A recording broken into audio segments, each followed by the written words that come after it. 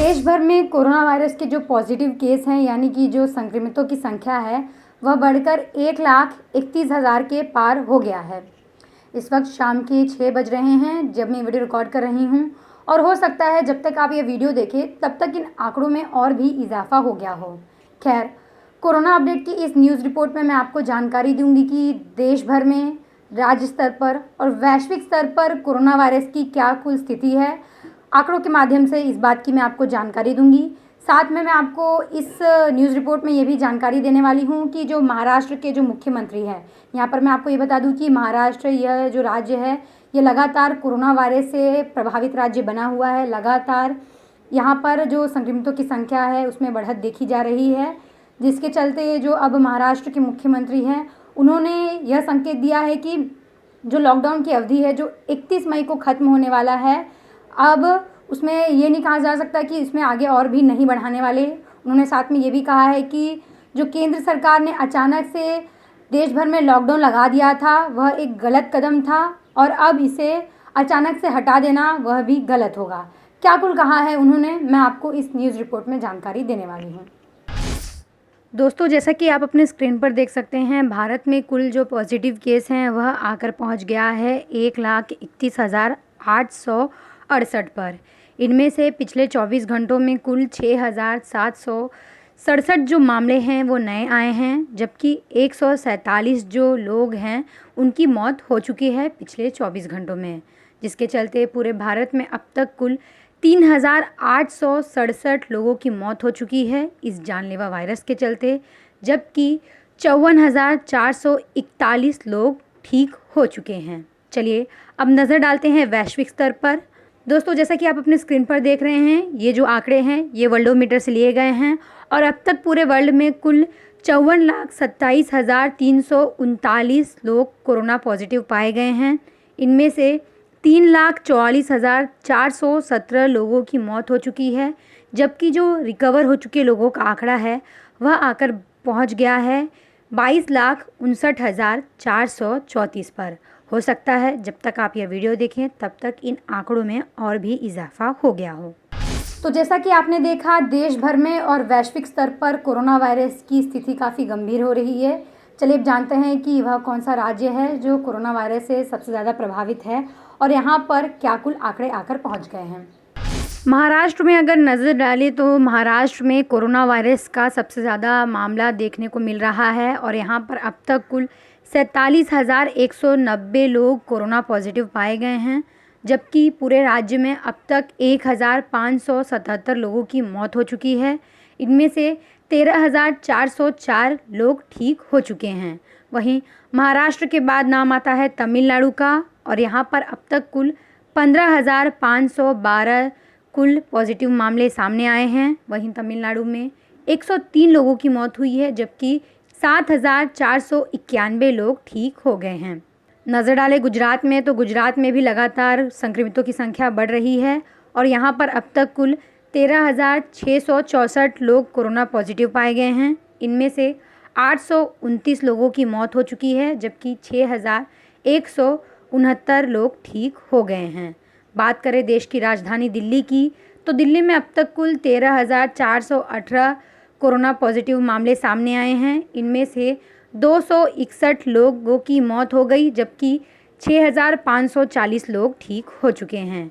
वहीं नज़र डालें राजस्थान में तो राजस्थान में भी लगातार पॉजिटिव केस बढ़ रहे हैं और यहाँ पर यह संख्या 6,894 पर आकर पहुँच गया है और 161 लोगों की मौत हो चुकी है, जबकि 3,804 लोग ठीक हो चुके हैं। बात करें मध्य प्रदेश की तो मध्य प्रदेश में अब तक कुल 6,371 लोग कोरोना पॉजिटिव पाए गए हैं। इनमें से 281 लोगों की मौत हो चुकी है, जबकि 3,267 लोग ठीक हो गए हैं। वहीं उत्तर प्रदेश में अगर नज़र डालें तो उत्तर प्रदेश में अब तक कुल जो पॉजिटिव केस हैं वह 6,017 पर आकर पहुंच गया है। इनमें से 155 लोगों की मौत हो गई है, जबकि 3,406 लोग ठीक हो गए हैं। वहीं पश्चिम बंगाल की बात करें तो पश्चिम बंगाल में भी लगातार कोरोना पॉजिटिव के केस बढ़ रहे हैं और यहाँ पर यह आंकड़ा आकर पहुँच गया है 3,459 पर।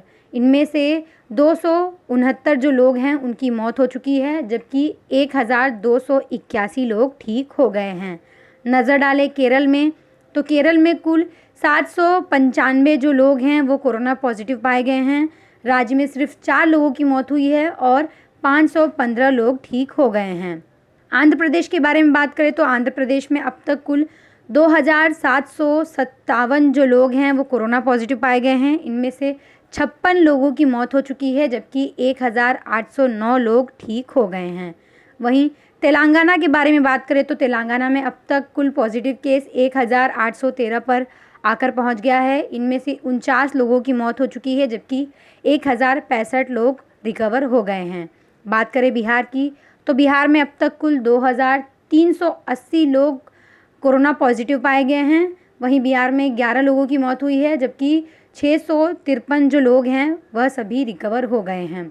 वहीं पंजाब की बात करें तो पंजाब में अब तक कुल 2045 जो मामले हैं कोरोना पॉजिटिव के आए हैं। इनमें से 39 लोगों की मौत हुई है, जबकि 1870 लोग ठीक हो गए हैं।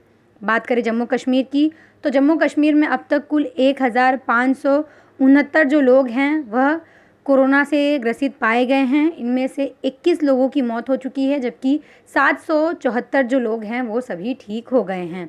नज़र डालें कर्नाटक में, तो कर्नाटक में संक्रमितों की संख्या बढ़कर 1959 पर आकर पहुंच गया है। इनमें से 42 लोगों की मौत हो चुकी है, जबकि 608 लोग जो हैं वह सभी ठीक हो गए हैं।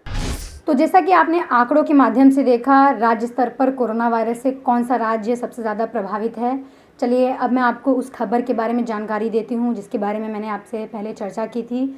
महाराष्ट्र से जुड़ी हुई ये खबर है और वो ये है कि यहाँ पर जो लॉकडाउन है उसे लेकर जो यहाँ के मुख्यमंत्री है उद्धव ठाकरे, उन्होंने स्टेटमेंट दिया है और ये है कि उन्होंने कहा है कि ऐसा नहीं कहा जा सकता कि 31 मई के बाद लॉकडाउन को नहीं लगाया जाएगा।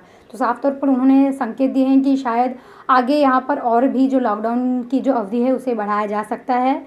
साथ ही उन्होंने ये भी कहा है कि जो केंद्र सरकार द्वारा अचानक से देश भर में लॉकडाउन लगा दिया गया था वह एक गलत कदम था। उन्होंने कहा कि अगर अचानक से अब इसे लॉकडाउन को हटा दिया गया तो यह कदम भी उतना ही गलत होगा। साथ में उन्होंने जो मॉनसून है उसे लेकर भी कहा है कि बारिश का मौसम आने वाला है, जिसके चलते इससे जुड़ी बीमारियां भी आएंगी, जिसके चलते जो राज्य सरकार है उसे तैयार रहने की ज़रूरत है। क्या कुल कहा है उन्होंने, चलिए मैं आपको बताती हूँ। महाराष्ट्र के मुख्यमंत्री उद्धव ठाकरे ने टीवी पर प्रसारित एक संदेश में कहा कि अचानक लॉकडाउन किया जाना गलत था, इसे तुरंत हटा देना भी उतना ही गलत होगा। हमारे लोगों के लिए यह दोहरा झटका होगा। ठाकरे ने कहा कि केंद्र सरकार ने थोड़ी मदद की है, लेकिन वह कोई राजनीतिक छिंटाकशी नहीं करेंगे। मुख्यमंत्री ठाकरे ने कहा कि महाराष्ट्र सरकार को अभी तक माल एवं सेवा कर यानी कि जीएसटी की बकाया राशि नहीं मिली है। ट्रेन टिकट किराए यानी कि प्रवासी श्रमिकों को उनके गृह राज्य तक पहुंचाने के लिए जो महाराष्ट्र सरकार ने ट्रेन चलाई थी उसका केंद्र सरकार का हिस्सा मिलना भी अभी बाकी है। कुछ दवाइयों की अभी कमी है। शुरुआत में हमने पीपीई किट और अन्य उपकरणों की कमी का भी सामना किया। मुख्यमंत्री ने कहा कि राज्य में सक्रिय रोगियों की संख्या 33,786 है और 13,000 से अधिक लोग ठीक हो चुके हैं। मॉनसून का मौसम आ रहा है, इसलिए उससे संबंधित बीमारी भी आएंगी, इसलिए हमें अतिरिक्त सावधानी बरतने की आवश्यकता है। मुख्यमंत्री ने कहा कि आज सुबह मैंने नागरिक उड्डयन मंत्री हरदीप सिंह पुरी से बात की और उनसे अनुरोध किया कि वे हमें हवाई यात्रा फिर से शुरू करने की तैयारियों के लिए कुछ समय दें। उद्धव ठाकरे ने कहा कि आने वाला समय महत्वपूर्ण है। उन्होंने कहा कि हम यह नहीं कह सकते कि 31 मई को लॉकडाउन खत्म हो जाएगा। हमें देखना होगा कि हम कैसे आगे बढ़ेंगे। आने वाला समय महत्वपूर्ण है क्योंकि वायरस का प्रसारण बढ़ रहा है। मैं स्वास्थ्य कर्मियों को फिर से आश्वस्त करना चाहता हूं कि हम हर तरह से उनके साथ हैं। आपको यहाँ पर बता दें कि प्रधानमंत्री नरेंद्र मोदी ने कोरोना वायरस महामारी को फैलने से रोकने के लिए राष्ट्रव्यापी लॉकडाउन की घोषणा की थी। इसका प्रथम चरण 25 मई से 14 अप्रैल तक का था, जिसे 15 अप्रैल से बढ़ाते हुए 3 मई तक दूसरा चरण किया गया। इसका तीसरा चरण 4 मई से 17 मई तक था और अब लॉकडाउन 4 कुछ छूट के साथ 18 मई से लेकर 31 मई तक के लिए बढ़ा दिया गया है। फिलहाल के लिए कोरोना अपडेट के इस न्यूज़ रिपोर्ट में इतना ही। आपको यह खबर कैसी लगी हमें कमेंट कर ज़रूर बताएं। नमस्कार।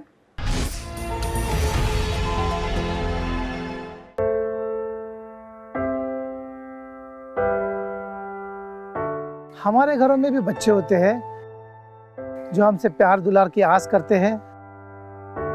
हमारा भी जीवन साथी है जिसको हमारे ड्यूटी से घर आने का इंतजार होता है। हमारे घर में भी एक बूढ़ी माँ है जिनके लिए आज भी हम ही आंखों के तारे हैं। लेकिन हम हमारे घरों में नहीं हैं। आपकी सुरक्षा में कोई कसर न रहे, इसलिए हम अपने प्रियजनों से दूर हैं। हम में से ही कुछ तो अब इतने दूर जा चुके हैं कि वो वापस अपने घरों को लौट भी नहीं पाएंगे। हमें गर्व है कि हमारे कंधों पे मुंबई शहर के नागरिकों की सुरक्षा की जिम्मेदारी है। हमारे जज्बे और बलिदान को व्यर्थ न जाने दे। इस संकट के समय में आप घर पे रहे, सुरक्षित रहे।